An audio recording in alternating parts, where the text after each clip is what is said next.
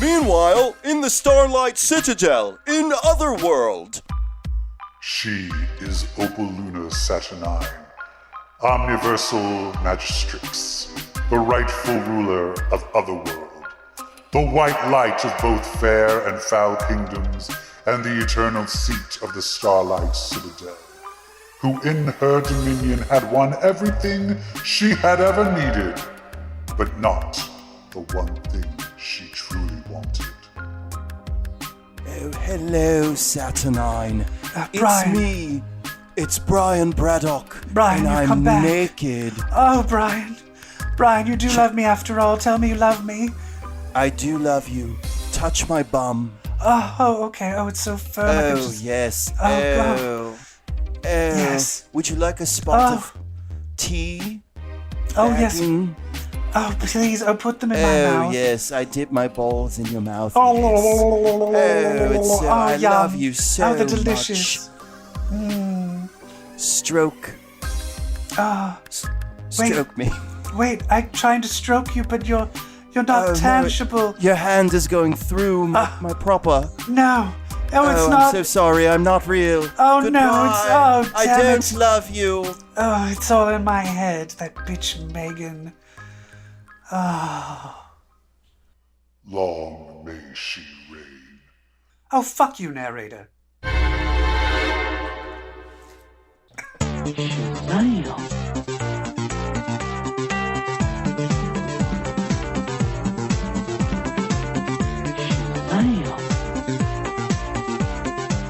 Welcome to episode 158 of Comic Book Queer's Legacy. We have a lot to talk about because our favorite crossover event, 10 of Swords, has come to an end. We're going to talk about that and so much more. And by we, I mean me and my co-host, Evil Jeff. Hi, Evil Jeff. Hello.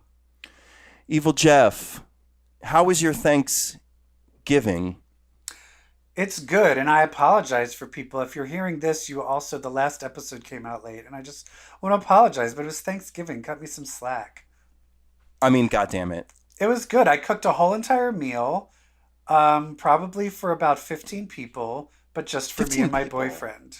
Oh, yeah, same. And I had so much food left over, I ended up making doggy bags and delivering them out to my friends.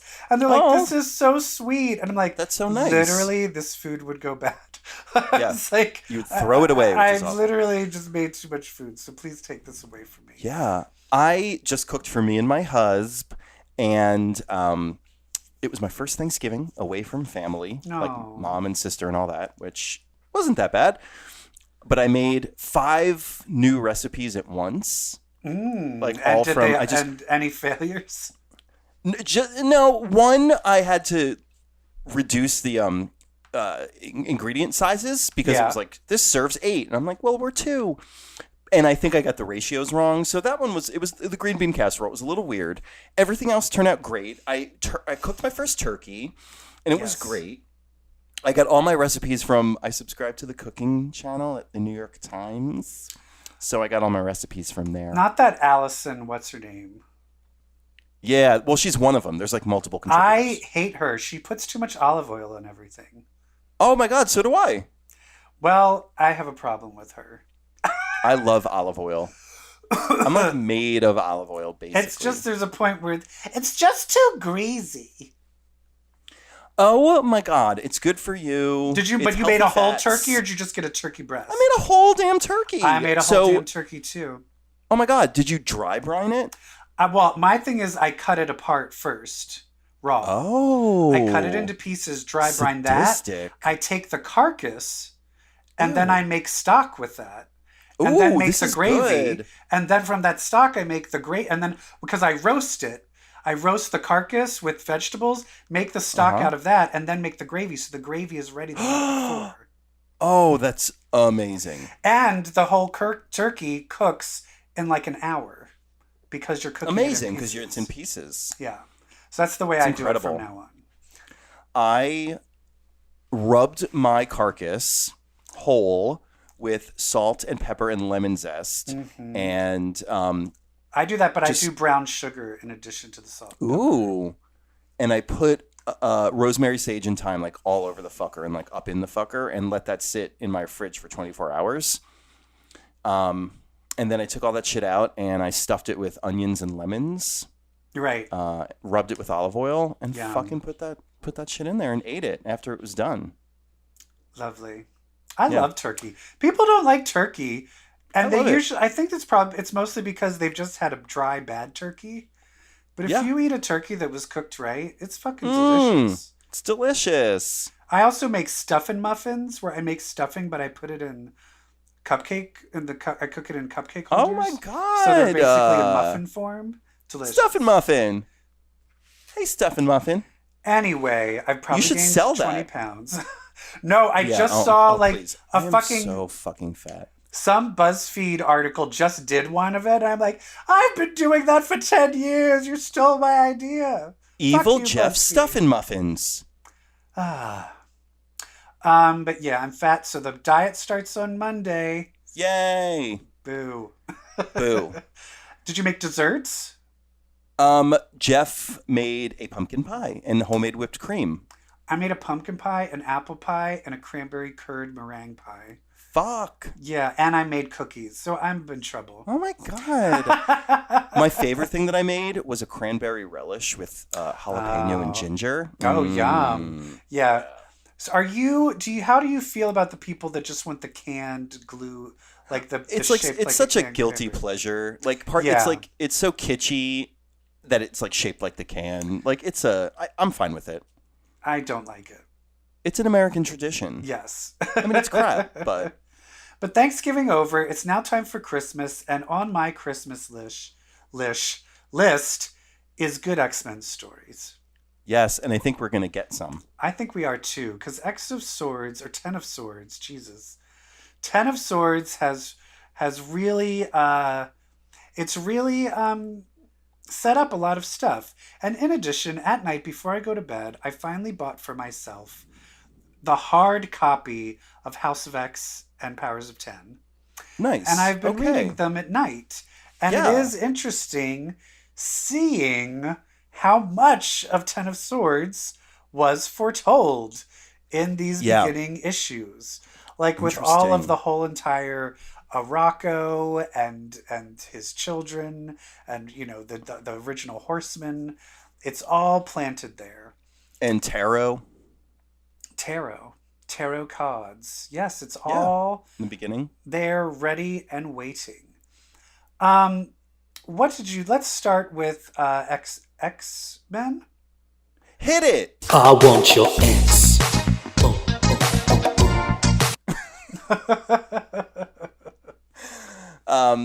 Okay, so let's talk about the final 3 chapters of Ten of Swords. We have X-Men, number 15, Excalibur, number 15, and Ten of Swords, Destruction, number 1. And I have to say, I feel like that was a misnomer, but all right. Yeah, destruction of what? Nothing. Nothing was really destroyed. The crossover, because it's over. Yeah. Yeah. So X-Men, one long fight. Excalibur, checking in on people during a big battle. Destruction, the big battle. And the aftermath. So here's my first question. Is the fight between Genesis and Apocalypse, she was just kind of like, and I won. I was like, no, you didn't. He's not dead. I was just kind of, she's like, and we won. I was like, based on what? Yeah, she's like Trump. Yeah, she's like, and now we're the winners, and we're gonna do. I'm like, he's still alive. And he was like, okay, you're just and he like stabbed her real hard. Yeah, and he's like, now I'm a winner. Yeah, and Saturnine gives the point to Krakoa. Krakoa wins. End of crossover. Boom. No, wait, there's more. Yeah. She puts on that helmet and goes batshit crazy. Yeah, so he fights Genesis, his wife. Without her Annihilation helmet on. So then after he wins, she's like, puts the Annihilation helmet on, goes full Annihilation with her black speech bubbles and everything. Yeah. And then a big fight breaks out between everybody. Yeah, because that was the one thing is they're kind of like, and now we've won. And I'm like, it's still not over. It's not over. But I think at that point they were like, fuck it, we don't give a shit what Saturnine says. We're gonna take over no matter what. So in addition to X-Men focusing on the fight between Apocalypse and Genesis, which was riveting, what I found slightly more riveting was the interactions among the Quiet Council with Scott. And it dips, like, it hits upon something that I never, like, I've always had in the back of my mind, but I never thought would be explicitly talked about. The state of the X-Men. Yes. Apparently, there are no X-Men. When Krakoa started, they pretty much disbanded the idea of the X-Men because they're like, well, we're all here now. And everyone's going to pitch in on defending the place. The Marauders are out there getting new mutants, so are the New Mutants. So we don't really need the X-Men. In fact, our X-Men title is more of an anthology series. But they did. But in one of the pop-up or infograph things, they did understand that the world at large is still always going to refer to them as the X-Men. Absolutely. But also Cyclops in his head still is like, I'm still an X-Man, so fuck you. Yeah, Cyclops basically was like, look, I know there's no X-Men, but there are, and the X-Men are the heroes, the champions of this island. And as the heroes, we're going to get our people. I loved Xavier smiling and Magneto saying, good boy. Yeah, and that's the weird thing is you see they have there's a part where I'm just like, do they know what's going on? And I think they do know what's going on. And I honestly, the other thing I realized is about Sinister. Why was Sinister so hell-bent on getting all of that DNA and not caring about the Ten of Swords event? You want to know why? Because Xavier implanted in his brain in Ten of Swords that he had to collect every mutant's DNA no matter what. Yes. Ooh, good point. Good connection. And I'm reading that, I was like, this is Xavier's doing. All this shit Sinister's doing is because Xavier fucking put it in his head. And I've now realized that all of this stuff Sinister's doing, thinking that he's doing it behind Xavier's back, Xavier, Magneto, and Moira know everything. Yeah. They're like, we're letting you do this. And this is what I think is going on. They know everything, and I love it. They know about they know about the Chimeras. They know about Sinister's betrayal. Exactly. So all the shit he's doing, they're like, bitch, we know you are doing all of this. That's incredible. And the problem is we need it. And we might need it. That's why we're letting you do it. So you're rereading House of X Powers of 10 because you bought the hardcover recently. So it's really cool to look at Ten of Swords through the filter of being reminded about those details from the original stories. Exactly. And that's why I find it interesting with, like, if you take a look, though, the Quiet Council has now lost Apocalypse. And it has lost Jean Grey. Have you lost anybody else? No, just those two. Because they agree, if you're going to Otherworld, you're off the council. Because if you die and we resurrect you, it's not you. So, like, to avoid that whole mess of this other you sitting on the council. But that doesn't count towards Storm, though, right? Since she was already gone. Yeah, exactly. I think it's like voluntary. Maybe they lost Storm too, although I don't think so. Well, I don't think so, because at that point they're like, oh, she didn't die. She was forced to go. These are people that are volunteering to go. Yeah. So and I do like forfeiting your seat. That Kitty Pryde was like, I'm going to go. And they're like, bitch, you can't even go through a gate. I know. And I love, after the Kitty Scott exchange, Emma and Scott are still communicating intimately via telepathy. Yes. Love that. Like, just the whole Scott, Jean, Emma dynamic. Like, Scott and Jean are at their most, like, Scott and Jean right now, like, we're in love and we're gonna go save the world, like, kind of their naive romantic relationship. And Emma is witnessing all this, but she's totally cool. Like, she's just like, all right, so do you want me to go too, darling? Okay, well, I'm just going to send the girls. And like it's just so great that everyone gets along. I think they finally realize that it's just like for each other. Yeah, it's just kind of like we don't have to follow these stupid heteronormative human marriage tropes. We all love each other, and so we're just gonna fuck. It's like polyamory rules. It takes center stage in the world of Krakoa. Although, I mean, I could never do that myself. Polyamory is a step too far for me. I understand an open relationship, but having to be in love with more people... Yeah, I'm not a good multitasker. That's too much work. Too much. That's too much work. Oh my God, think about holidays when you have to buy gifts for people. Like forget Christmas. it. Oh, you're going to be broke. Forget it. But, you X-Men, you go for it. So this X-Men moment, I tweeted, the X-Men are so defiant that they'll even defy themselves if it's the right thing to do. I just love that they were like, yeah, there's no X-Men anymore. And Scott was like, we're the fucking X-Men. And Xavier's like, you're damn right, we're the X-Men. But here's the question. Does that mean that Cyclops is no longer the captain? Oh, no, I think he's still the captain. But we've also lost a captain in Gorgon. So this is the thing that's interesting. We have a lot of replacements. Who do you think is going to replace the Quiet Council members? Okay. I have a theory. Can I tell my theory before yours? Sure, of course. And I feel like I know this is too good to be true, but I kind of want Moira to come out. And they're like, she's the dude. Yeah. She's on the Quiet Council. But who do you think? Well, I actually think a great replacement for Jean would be Danny Moonstar. Okay, yeah, I like that. For a lot of reasons, which are all popping in your head right now. And I think that you should replace Apocalypse with an Iraqi. Right. But isn't the only Iraqi... Oh, is it all of the... I guess that's the thing, is their whole entire island of Iraqi mutants are showing up? They've just doubled the cast. There are now many more mutants on this island. But that's the thing. But then... And so the Dryador, is it Dryador? Dryador, is it now called Amenth? No, the other world. I don't know. Back to Dryador. But that's what I mean. Like Iska the Unbeaten, is she in the Otherworld Amenth Tower, or is she on that island and now on Earth? She's on Krakoa. They're all on Krakoa except for Apocalypse, Genesis, and the Four Horsemen.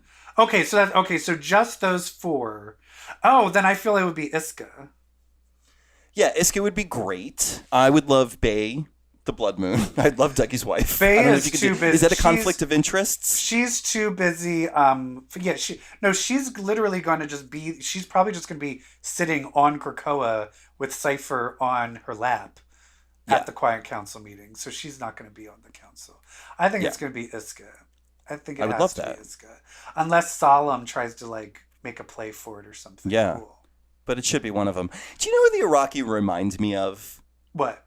The back half of the plane people from Lost. Oh my God, that's brilliant. We've now hit the point where Ana Lucia and Libby and Dr. Echo, Mr. Echo, they've all joined. Oh my God, that's brilliant. I mean, they're essentially the back half of the island, right? Libby. Talk about a character that was... Libby, her character was done dirty. Oh, well, she got arrested for drunk driving and they wrote her off the show. Oh, is that why she got killed like that? Yeah. Oh, Jesus. They killed off the entire back half of the plane. All of them. Yeah. Well, what are you going to do? We hardly knew ye. So I mean, that's kind of the ultimate outcome of destruction is balance has been restored to Otherworld. You've got the Rocco joining with Krakoa. So is there going to be an issue where they have sex and join? I hope so. But let's explain how that happened. Yes. Because in the battle, Apocalypse wins by putting the Annihilation helmet on. and overtaking its and doesn't submit, and actually he doesn't submit to Annihilation, but instead submits to Saturnine, and it basically renders him powerless. And then she turns him into like a feather. What the fuck did she turn him into? A spear. She's like, a spear. She was like, let me just turn you into something really gay looking. Yeah, she turns the helmet of Annihilation into a spear. So the essence, the sentience of Annihilation, the god, is still in this spear, but now he's not fabulous. Now he's fabulous and like doesn't want to control people. And this, yeah, and they have to exchange people. Well, I wanted to hit upon in Excalibur. Oh, okay. I want to hit upon the Captain Britain core. Oh, of course, yes. Moment. Of course, because it's something that Brett... because I've been saying this the whole time. He called it. I mean, it was pretty clear that they were setting up a new Captain Britain core, and that was a big part of this, which they do. So it turns out that Saturnine broke Betsy apart because she needed those pieces to cast what is called the love spell. Which means she didn't she didn't really lose that tournament. Right. It was Saturnine's meddling. So she was doing it to basically, in her warped rose-colored mind, make Brian Captain Britain again. This is a spell that's supposed to bring you your one true heart's desire, or your heart's true protector. Yeah. So Saturnine is like, well, if this is a spell to bring my heart's true protector, obviously that's Brian. So here we go. So she does the spell made out of Betsy's pieces. She puts the pieces together. The pieces are supposed to reveal who your heart's true protector is, and it reveals a picture of Betsy Braddock. And in that moment... she's like, shit, I'm a lesbian?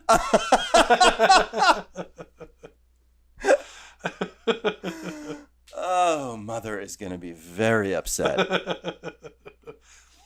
Yeah, it turns out it's still Betsy. And so she's still Betsy because her spell kind of backfired on her. And the spell kind of activates a new core, which, much like the original Alan Moore core, has some animals on it. Which that's for me. If we don't get a solo series of Goose Betsy, I don't know what we're doing in this world. The Violet Swan. The Violet Swan. Yes. Come on. So they're all takes on Betsy Braddock, which is amazing. And in fact, there's a data page in Destruction that lists the different Captains Britain of the different realities, all variations of Betsy Braddock. Love it. Yay, Betsy. And she's missing.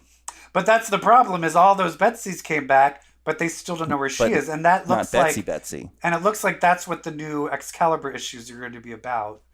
Is that team is good. It's the hunt for Betsy. Yeah. Great. So are they going to have to like traverse other worlds looking for Betsy? Yes, please. Yes, of course. Are they going to hook up with that really cool, what's her name, Gia Whitecastle? That sheriff from yes. Whitespoke? Yes, love please. that bitch. If love Excalibur her. is them just going and searching for her in all the different realms. Yes. That's going to be great. It's going to be great. My one qualm with this is then Apocalypse. One thing is Apocalypse, he makes the trade of I will go live with them, but the whole island of Araco has to live on Earth. So my one thing is there's so many new characters. The X-Men has so many outstanding things going on that I am worried that there's just too many plots happening. So I'm just concerned with things getting messy. So Hickman, and I'm always scared Hickman's just going to quit, and then it's just going to turn to shit. And, yeah, well, I love a mess. I love a good mess. Bring it on. Yeah, so how do you feel about this? Did it stick the landing? I think it really did. When we saw the mini games, the Laugh Olympics happening, I feel like part of the reason there was like this kind of knee-jerk reaction against it is because it was delivering the opposite of what we had come to expect and hope for in this story, which is these moments of gravitas, these moments of pure heroism, these big, heavy fuck yeah moments that make you tear up. And instead, we're getting puzzles and boulders. But I feel that these last few issues delivered that feeling. Yes. Just that feeling of epicness and of valor. It was really something. So I applaud it. Ten of Swords' Destruction was certainly one of my favorite single issues of a comic book in 2020. This run, I will compare this to Carrie Strug in the 1996 Olympics, where on the first vault jump she sprains and fucks up her leg. She fucks it up, but then in the very last one, even with that fucked up leg, she sticks the landing and wins the gold. I think they stuck the landing in it. I really liked it. What was Carrie Strug's? Bella Caroli. Bella Caroli. I feel like the issue where that had all the mini games was like, oh my god, she hurt her foot, and then Hellions came, and Hellions was the Bella Caroli that lifted her up. Exactly. Yeah. But yeah, Destruction was and to have Pepe Larraz draw this, talk about House of X feelings. And I really liked that the 10th sword wound up being Sword's headquarters. Yes, at the end. yes. But and that played a key role in saving everyone. What was the fucking Cerebro sword? Yeah, I guess that was just a red herring. Communism is just a red herring. Storm's going to have some issues with... Which is going to have issues with what? With Wakanda. They're all pissed at her. Oh, they're all super pissed at her. Yeah. But whatever. She's like, whatever. I brought it back. I brought it back. I put it right where it was. It's even cleaner now. The thing than it was that's when I found interesting, it. though, is did you remember when they said how it might take some people, it might take extremely long for them to regain their powers? I wonder if there's going to be a new thing where she still doesn't have her powers fully back. Oh, please. I hope not. No, she has her powers. Does she? Oh, yeah. She fights the whole army with one. Lightning. It's her against that whole army. She's awesome. Right. Yeah. I also, my thing is there's so many things I'm like, yes, let's get going. We're going to pick up back on these stories. We're going to get to nitty gritty, but then the symbiote thing's going to come and ruin all of it. But that's not going to be in these books. Oh, it'll just be separate ones? I think so. Because I know, we saw the X-Men on a cover. That's actually a cover to the main book. That's like a cover to King in Black #3. Okay, good. Because there's too many stories and I don't have time. Yeah, I don't want to be black sidetracked goo all over. Mm-mm. I don't want to be fucking sidetracked. No. I want the juice. What did you think of the event overall? I loved it. I thought it started out so strong, then it lost me a little, and then it just came back with a vengeance. So I'm really happy with it. I also, here's another thing is, there was like a million other summoners that looked like the summoner. Yeah.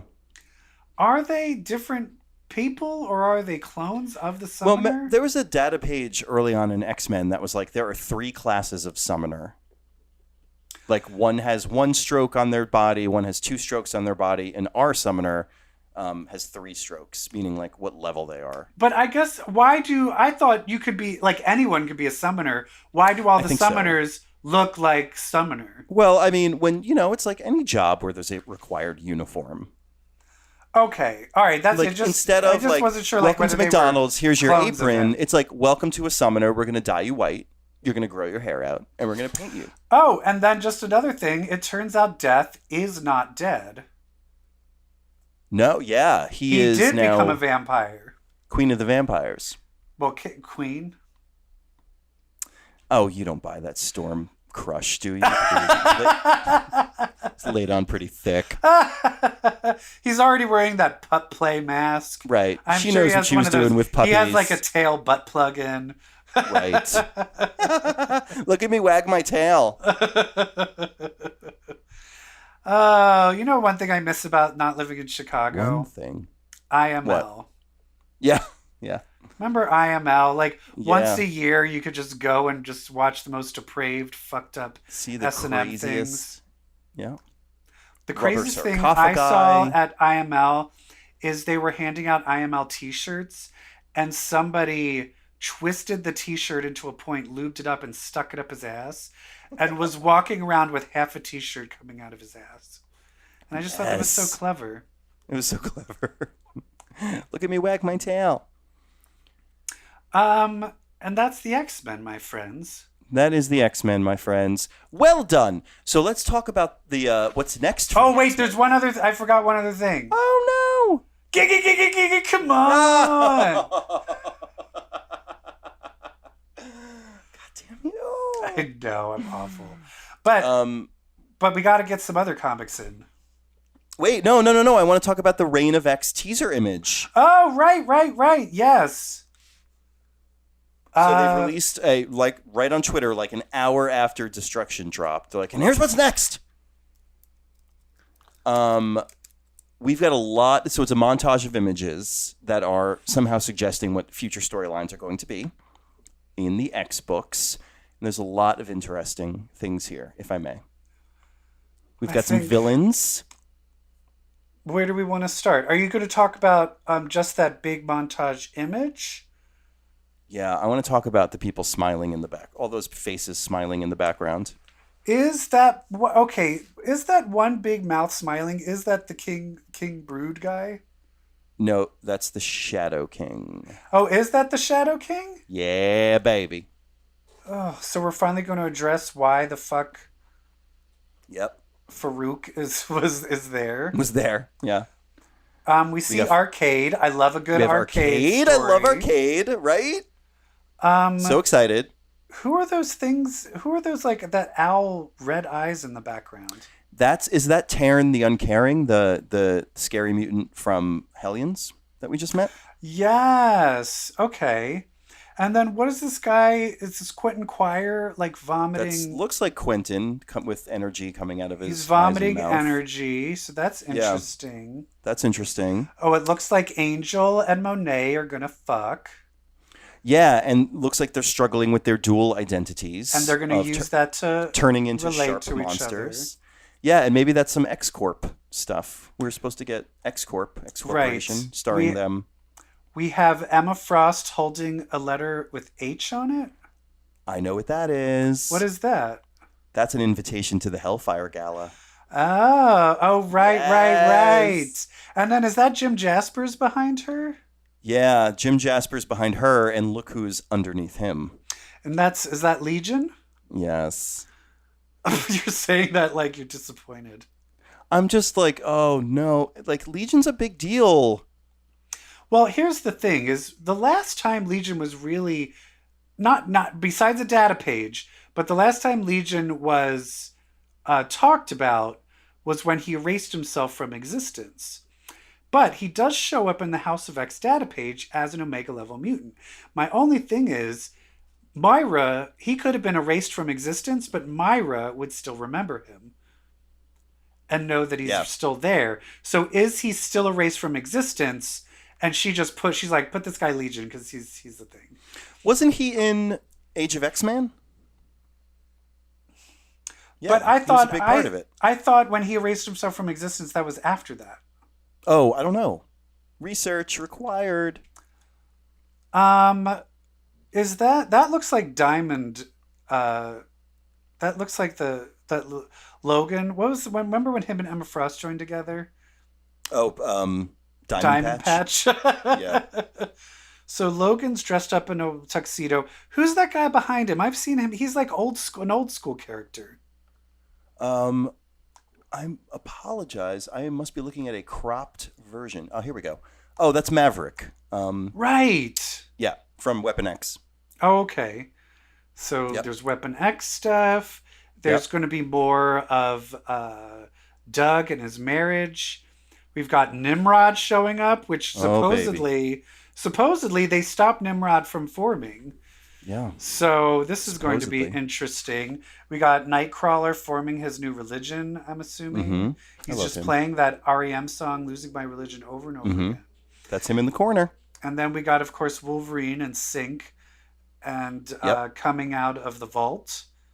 And then we got the Sword Yep. ship. There's a lot of shit. This is a lot of shit. A lot of shit. And also, two other things. Who are those people behind Scott and Jean? Looks like they might be leading a team. Maybe Scott and Jean are like, hey, there's something to this X-Men thing. Is that the Children of the Atom? Oh, maybe. Remember that book? Yeah. That book is supposed to be released in like January. Oh, hell yeah. And then the only other thing is up by Arcade and Quentin, we've got a deck of playing cards, which... I was just assuming that was Arcade. Yeah. Oh, we also have Storm. Oh, holding some sort of big black diamond. Looking at a black diamond. Yep. Can't wait. Know After what the dawn I think comes the rain. Know what I think would be interesting? Someone needs to get a secondary mutation again.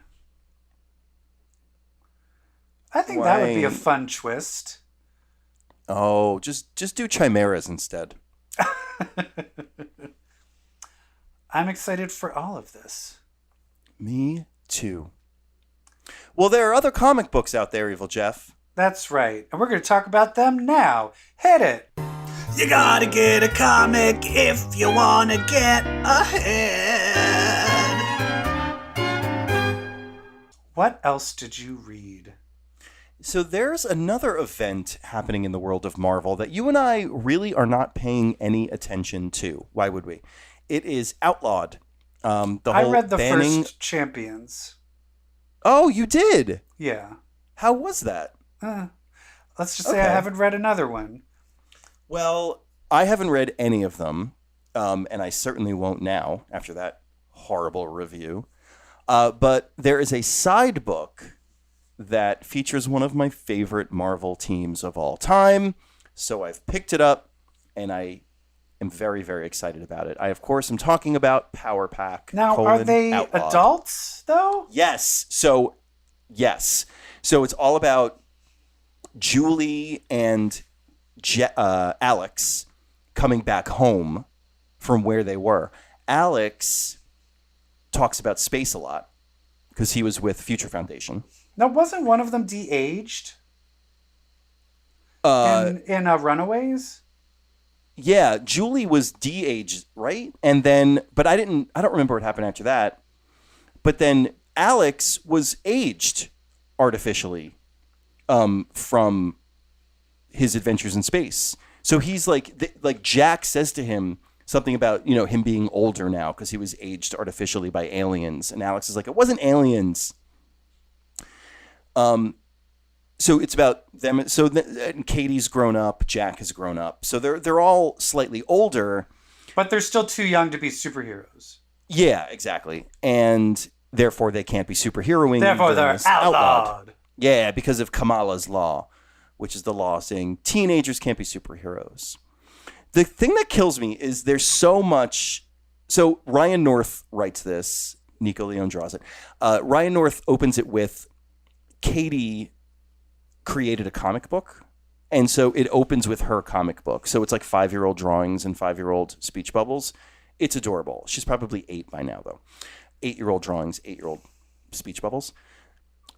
Where she's going to give this comic book to their parents as an anniversary gift. And in the comic book, she comes out as a superhero and outs her siblings. And they're like, no, you can't give this to them. Oh, my God, no, you can't tell them. I thought the parents already can't knew. Know. So I'm like, I thought the parents already knew. And I went back to Inferno. Oh, did they Which is where they found out. Yeah. And that ends with Gossamer making them forget. Oh. Now, the reason I bring up Inferno is because the villain that Power Pack has to fight in the beginning of this issue, after having dinner with the parents and sneaking out, is the villain from their Inferno tie-in book, The Boogeyman. Oh, fun. I was like, oh my God. They reference Inferno.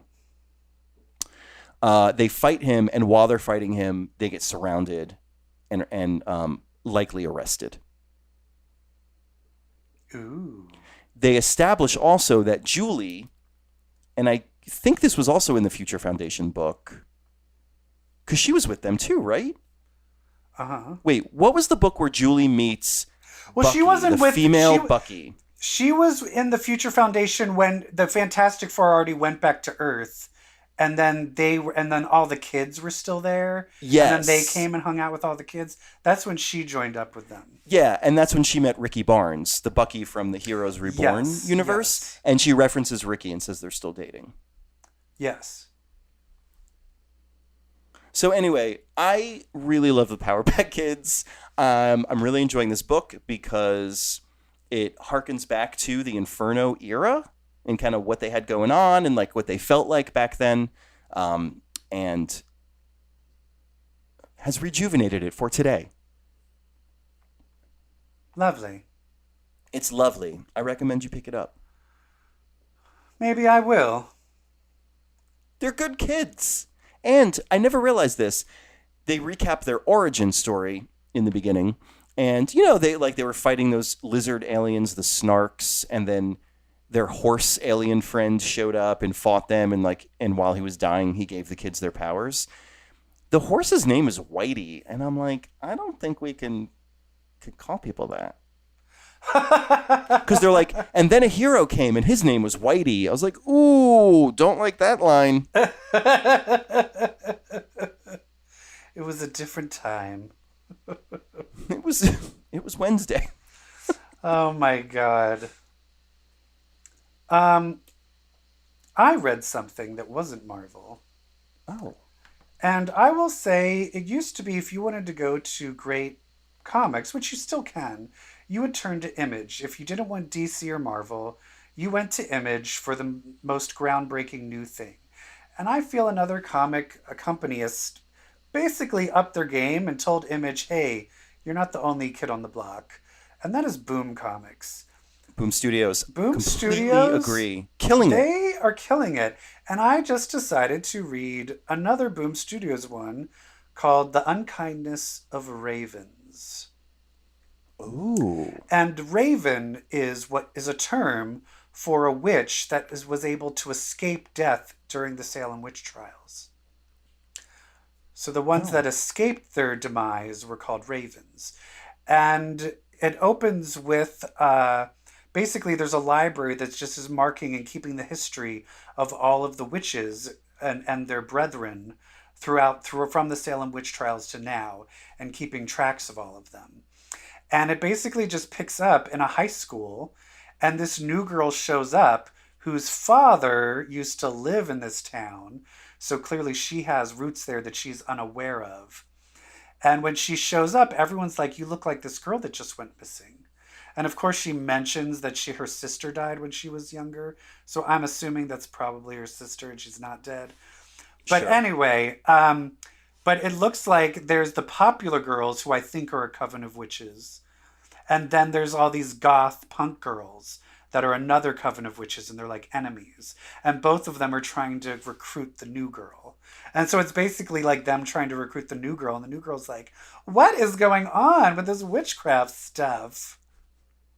It's fun. It's fun. That's fun. It's very like Buffy, but with just purely witches. I love it. Yeah. I'm going to pick that up. I highly recommend it. You can't go wrong with new Boom Studios books, honestly. Yeah. They're great.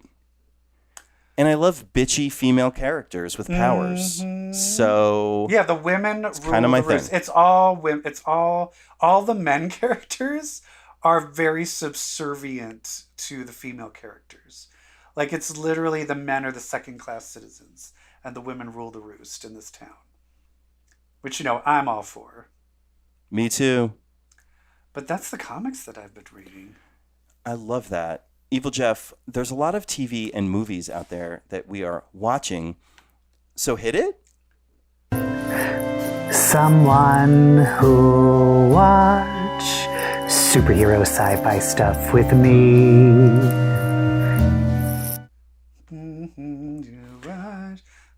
So I want to just have like a general, I just want to ask you, okay. So first of all, gay boy to gay boy. Yes. Are you watching The Undoing? What's The Undoing? Oh, Evil Jeff!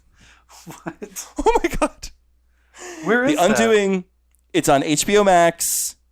It's Nicole Kidman and Hugh Grant. Oh, right. Oh, is that what that's called? No, everyone said it was really boring. Is it good? What? I read a review and they're like, this is the snooziest, like nothing is happening. This was like maybe first incorrect. Is it really good? It is so good. It is the most tawdry thriller. It's a tight, tawdry thriller. And it's all right, I'll watch it. Honestly, if you're a gay man, you need to be watching. A gay man? Is there gay plots in it, or no? Oh, okay. No. It's just Nicole Kidman, and it's set in Manhattan, and she's friends with like all the other mothers at the rich kids' school that she and Hugh Grant send their kids to, and it's her and her friends. One of them is Lily Rabe from American Horror Story. Yes, I remember that from the trailers. And so basically like they're having a fundraiser for the school, and she's on the fundraising committee, and it's other like Real Housewife type rich Manhattan ladies, and they have to get together and plan this fundraiser. There's also some it's a mixed school, so there's students from lower income families, and a mother from a lower income family shows up to this like fundraising meeting. Clearly doesn't fit in. She starts breastfeeding her baby like right at the meeting, and like Lily Rabe is like, "What the hell are you doing?" Like Lily Rabe's like drinking white wine, watching this woman breastfeed. Like, what the hell are you doing? Long story short, the woman is murdered.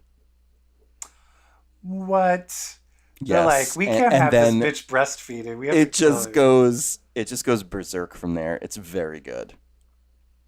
And so tonight's the season finale. We're recording this Sunday, season finale. Oh, freaking out. I want to ask you also, have you watched Raised by Wolves? I refuse. Why? Because should I watch it? I don't.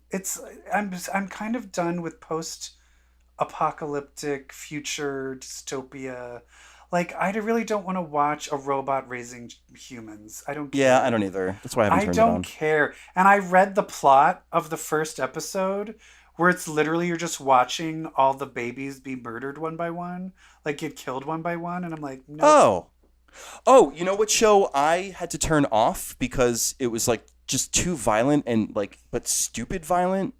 Like it was clear what kind of mind was writing the show, and I was like, oh, you're not quite there. I don't like it. What? Utopia on Amazon Prime. Oh, I refuse to watch that too. Not good. Isn't Canceled that about like also. a pandemic virus thing? Yeah, and it's like comic books predict the pandemic. No, thank you. Oh, that's stupid. And I'm over John Cusack. Me too. I don't like him at all. I'm in the mood for more holiday Yuletide stuff. Have you started holiday watching at all? I have. And I watched, and my brain, once again, I have no short-term memory. I can never remember the Kristen Stewart, Dan Levy. Oh, Happiest Season. Happiest Season. Did you watch it? I haven't watched it. It is so good, Brett. Oh. Now, when you're watching a holiday gay rom-com, your initial thought is, this is going to be hot garbage. Because most gay movies are hot garbage. Most Christmas movies are hot garbage. Most rom-coms are hot garbage. However, this is written by Clea Duvall. Wait, really? And directed by Clea Duvall. Oh, wow. From, who's been in a million things. Yeah, she's the lesbian from Veep. Can't Hardly Wait. The Faculty. The Faculty. She was the mean artist girl. Oh, but I'm a cheerleader. Girl. Yes, the mean artist girl, and she's all that. Clea Duvall is 90s epic. But she also co-wrote with this other comedian, Mary Holland, who was a big UCB improver, and she also was on Veep. She played the really bitchy woman that ended up was going to marry what's the really tall idiot from Veep? Yeah, Jonah. She played someone that was supposed to marry him before he married his cousin. Yeah. This girl, Mary Holland, she's really funny, and she plays one of the sisters, and she co-wrote it. And it is just funny. It is sweet. It's heartwarming. It's just very well written. Like, so really watch that one. Because I was like, that one just fucking set the bar really high. It's very good. Okay, I will. Have you watched another Christmas one? I started watching Dash and Lily. How's the that? series on Netflix. It's really cute. The reason I started watching it is because when Jeff and I saw Be More Chill on Broadway, there was an understudy in for one of the main characters, and we absolutely fell in love with the actor. And so he's a supporting character on Dash and Lily. He's Lily's brother. So we're like, oh, Troy Iwata is in Dash and Lily. Let's watch it. And it's adorable. You know, it's like it's a holiday romantic comedy, you know, about a cute young straight couple, which I hate, but it's well done.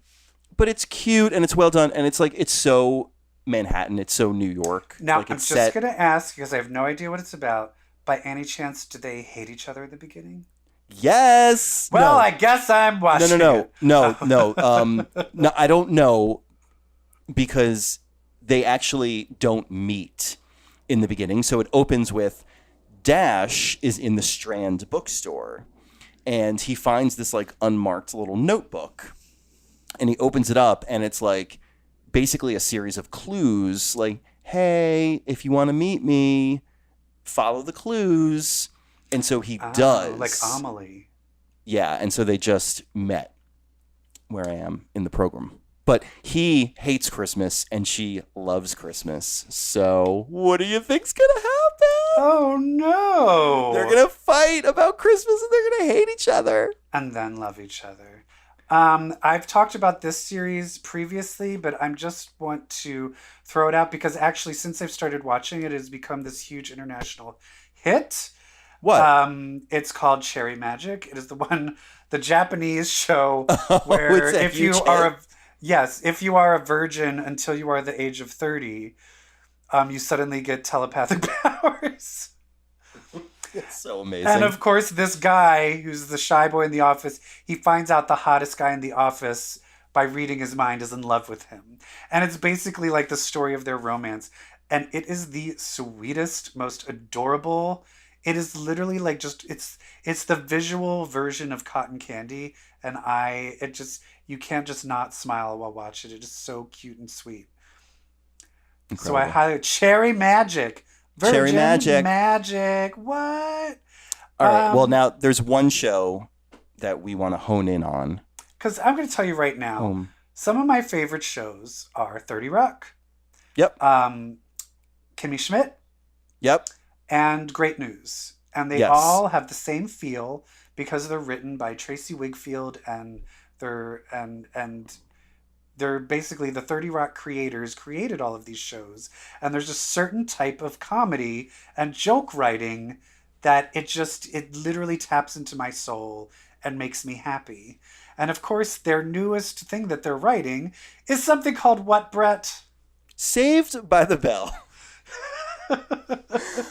Saved by the Bell reboot, which basically on all situations should be dead in the water. You know what I mean? And it's happened before, right? We had the college years, the new class, like 90210 reboot canceled. Yeah. But this, because it is cut from that 30 Rock cloth, is so surprisingly fucking amazing. It is amazing. It's the perfect amount of the mix of the 30 Rock comedy and the nostalgia of what Saved by the Bell was.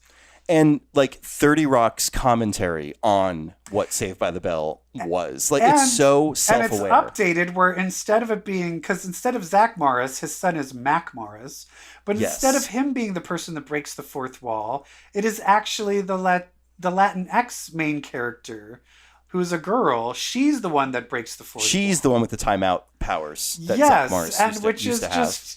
And it's one of those things where it's like, if this was just done in the show, you'd be like, this is so stupid. But because it happened in the original Saved by the Bell, you're like, of course this works. Of course, it's perfect. And I think we also have to talk about just the beauty of like how you handle adding a trans person to a cast. Yeah. I think this is probably one of the best done handlings of it, where they literally mentioned one line, it seamlessly fit the plot, it seamlessly explained why she's trans and also why she's popular.